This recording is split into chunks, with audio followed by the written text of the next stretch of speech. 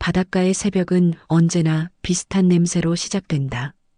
짠바람, 젖은 그물, 그리고 아직 익지 않은 햇살 냄새. 사람들은 그 냄새를 하루의 첫 번째 파도라 불렀다. 그 시간 횟집 바다별의 불이 가장 먼저 켜진다. 사장은 새벽마다 고요한 가게 안을 한 바퀴 돌아본다. 테이블 위에 물기를 닦고 칼을 정돈하고 싱싱한 생선을 받아놓을 준비를 한다. 그리고 그때 문 앞에 발소리가 들린다. 묵직하지만 조용한 걸음. 항상 같은 시간, 같은 리듬. 그는 마을 사람들에게 성철 어르신이라 불렸다. 70을 넘긴 나이, 해풍에 바랜 얼굴, 그리고 이상할 만큼 단정한 손. 그는 늘 같은 말을 남겼다. 20kg. 항상 정확히 20kg의 생선. 도미든 광어든 방어든 상관없었다. 그의 주문은 단순했지만 묘하게도 완벽했다. 사장은 처음엔 그를 단골이라 생각했다. 많이 사가고 계산은 깔끔하게, 인사도 공손하게. 하지만 시간이 지나면서 그 20kg라는 수치가 마음에 걸렸다. 하루, 이틀, 한 달. 매일 같은 양, 같은 시각. 그는 무언가를 꾸준히 준비하고 있었다. 사람들은 말했다. 그 노인 부자래. 생선으로 뭐라도 하는가 봐. 혹시 밀매 아닐까? 요즘 그런 사람 많다더라. 소문은 작게 시작해 커졌다. 결국 사장은 경찰서로 전화를 걸었다. 이상한 손님이 있다는 짧은 신고였다. 그는 그때까지만 해도 자신이 옳은 일을 했다고 믿었다. 며칠 후 그 노인은 여전히 나타났다. 사장은 평소처럼 생선을 포장해 주었다. 그러나 그가 트럭에 오를 때 사장은 충동적으로 그 뒤를 따라 나섰다. 트럭은 바다를 벗어나 산길로 들어섰다. 해안선이 사라지고 짙은 안개가 깔린 길 위. 오랜 시간이 흘렀을 때 낡은 건물 하나가 나타났다. 은하 요양원. 작고 조용한 요양원이었다. 노인은 트럭에서 20kg의 생선을 내렸다. 그는 천천히 그것을 들고 안으로 들어갔다. 사장은 멀리서 지켜봤다. 창문 너머 노인은 생선을 손질하고 있었다. 칼끝은 미세하게 떨렸지만 그 움직임에는 망설임이 없었다. 그 앞에는 한 여인이 앉아 있었다. 흰 머리, 흐린 눈동자, 하지만 얼굴엔 평화로운 미소가 있었다. 그녀는 아무 말도 하지 않았다. 그저 노인이 손질한 회를 한 점 받아들었다. 그 순간 사장은 알았다. 그 여인이 그의 아내라는 것을, 그리고 그 노인이 왜 매일 20kg의 생선을 사는지를. 그녀는 기억을 잃은 사람이었다. 치매로 세상을 잊고 심지어 남편의 얼굴도 기억하지 못했다. 하지만 맛은 기억했다. 그의 손끝의 맛, 그 생선의 향, 그 모든 것이 남편의 존재와 같았다. 그녀는 회를 입에 넣을 때마다 미소를 지었다. 그 미소 하나로 노인은 하루를 버텼다. 사장은 그날 밤 잠을 이루지 못했다. 바닷바람이 유난히 차가웠다. 눈을 감으면 그 노인의 손끝이 떠올랐다. 그 손이 얼마나 오래 바다를 만져왔는지, 얼마나 많은 시간을 그 여인 곁에 쏟았는지 그제야 조금 알 것 같았다. 그는 자신이 한 신고가 얼마나 부끄러운 일이었는지 깨달았다. 사랑의 형태를 이해하지 못한 채 그걸 이상하다고 불렀던 것이다. 다음 날 사장은 새벽 시장에 나가 가장 신선한 생선을 골랐다. 그 노인이 좋아하던 것과 같은 광어였다. 그리고 요양원으로 향했다. 낡은 문을 밀고 들어가자 그 여인이 여전히 창밖을 바라보고 있었다. 노인은 그 옆에 앉아 조용히 생선을 손질하고 있었다. 그 손끝의 리듬은 마치 기도 같았다. 사장은 멀리서 그 모습을 바라보며 가슴이 먹먹해졌다. 그날 이후 그는 그 노인이 가게에 올 때마다 가장 신선한 생선을 챙겨주었다. 가격도 덜 받았다. 하지만 노인은 늘 정가를 내밀었다. 사랑의 값은 깎을 수 없지. 그 말이 머릿속을 울렸다. 사장은 그날 이후 그 말을 자신만의 신조처럼 품게 되었다. 그리고 어느 날 그 노인은 오지 않았다. 하루, 이틀, 사장은 기다렸다. 하지만 문 앞의 그림자는 다시 나타나지 않았다. 그가 남긴 빈자리에는 바다의 냄새만 남아 있었다. 그 냄새가 너무 익숙해서 사장은 그날 처음으로 눈을 감았다. 그의 마음속 어딘가에서 한 목소리가 들리는 듯했다. 내일도 광어로 20킬로. 겨울은 조용히 다가왔다. 바람은 더 거칠어졌고 바다는 깊이를 더했다. 사장은 새벽마다 문 앞을 바라보았다. 그러나 그 문은 더 이상 열리지 않았다. 노인의 빈자리는 쉽게 사라지지 않았다. 칼날을 닦을 때마다 20kg 저울을 볼 때마다 그의 손이 다시금 떠올랐다.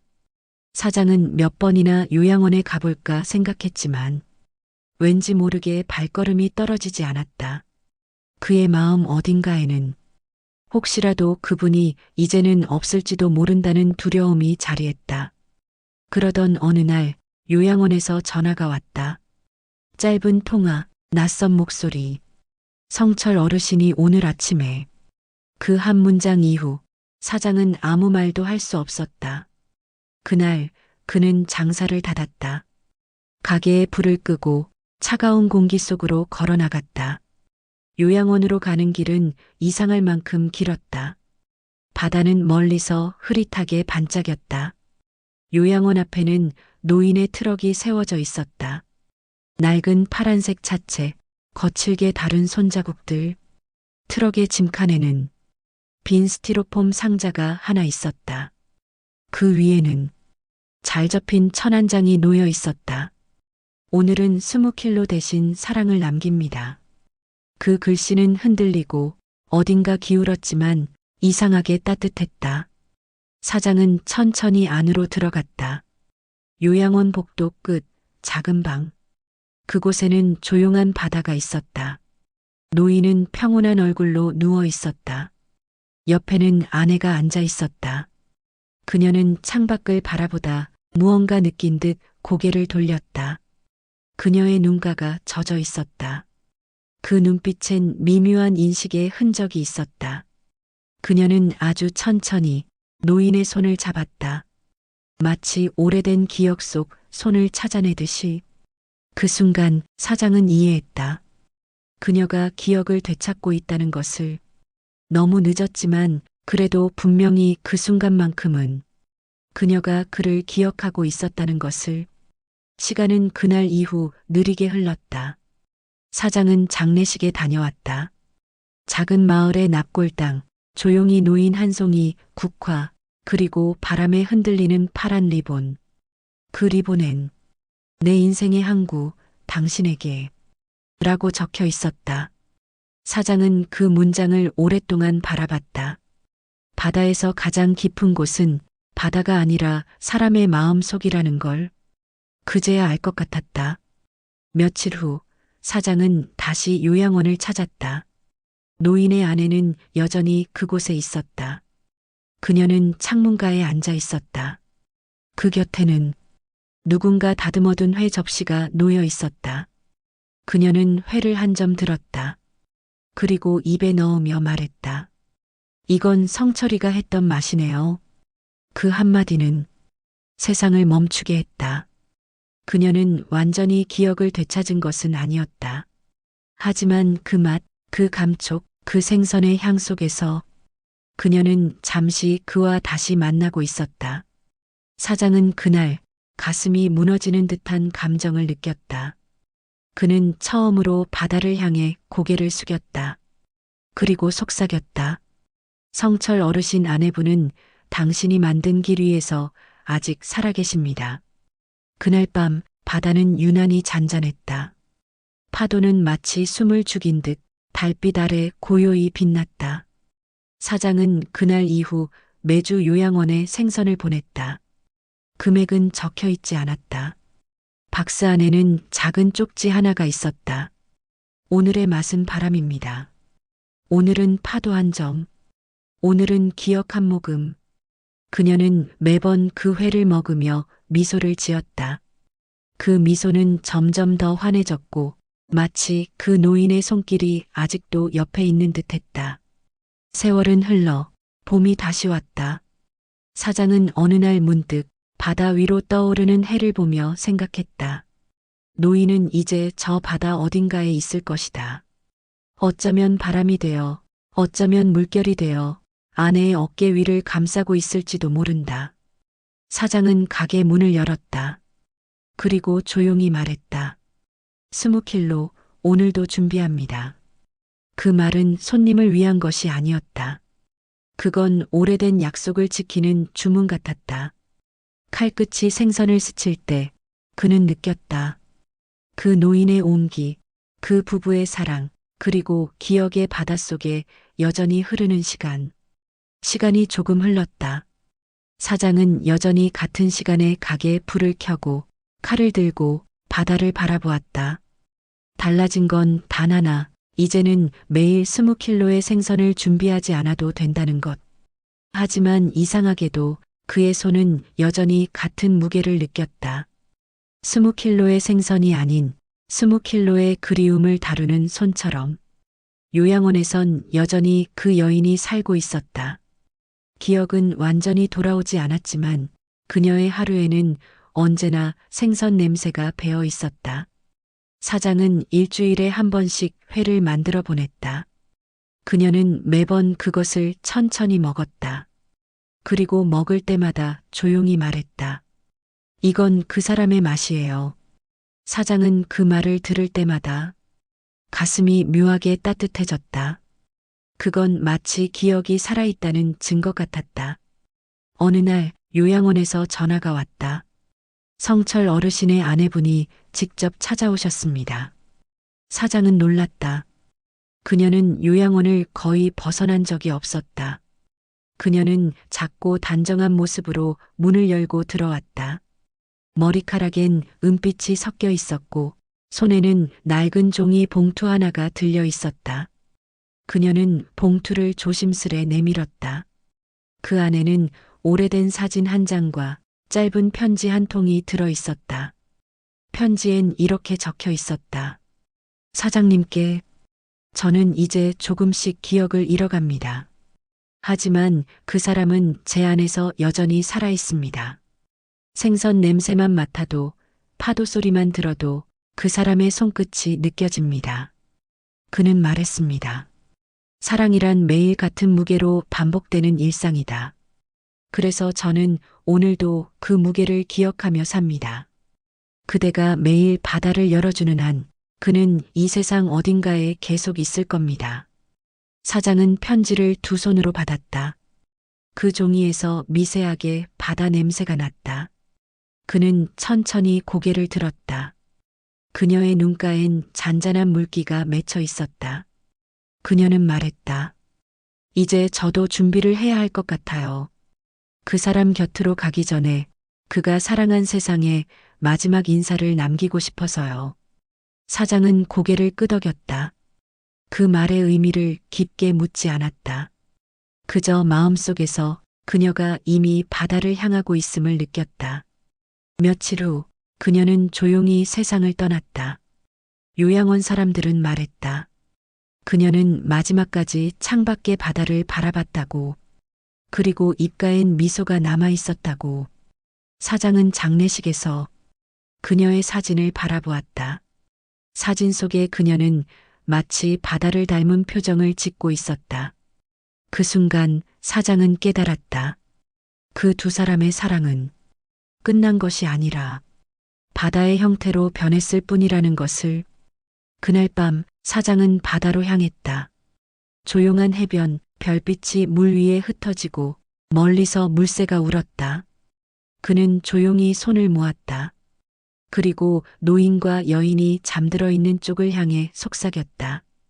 이제 알겠어요. 사랑은 20킬로의 생선이 아니라 매일 반복된 마음이었군요. 그 무게는 바다보다 깊고 시간보다 단단했어요. 그는 그렇게 말한 뒤 천천히 발을 바닷물에 담갔다. 바람이 불었다. 그 바람 속에서 누군가의 웃음이 들리는 듯했다. 다음 날 바다별 횟집에는 이상한 변화가 생겼다. 가게 문 앞에는 새로운 간판이 걸려 있었다. 성철어부 기념 메뉴 기억의 회 정식. 그 메뉴는 매일 달랐다. 어떤 날은 광어, 어떤 날은 도미, 어떤 날은 방어. 하지만 언제나 같은 글귀가 함께 붙어 있었다.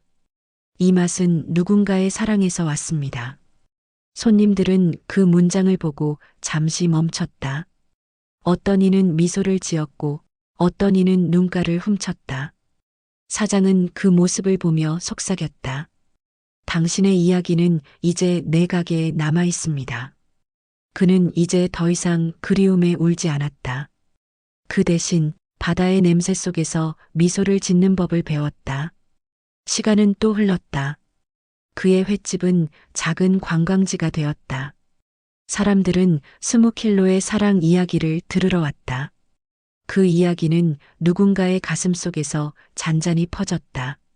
노인의 이름은 잊혀졌지만 그의 사랑은 파도처럼 되살아났다.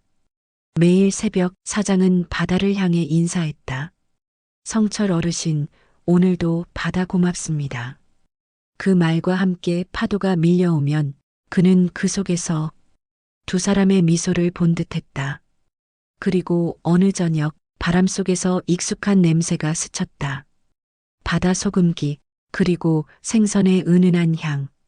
사장은 조용히 눈을 감았다. 그의 귀에 낯익은 목소리가 들렸다. 오늘도 20킬로.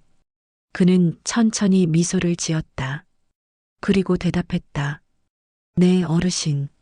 준비되어 있습니다. 그날 밤 파도는 유난히 부드러웠다.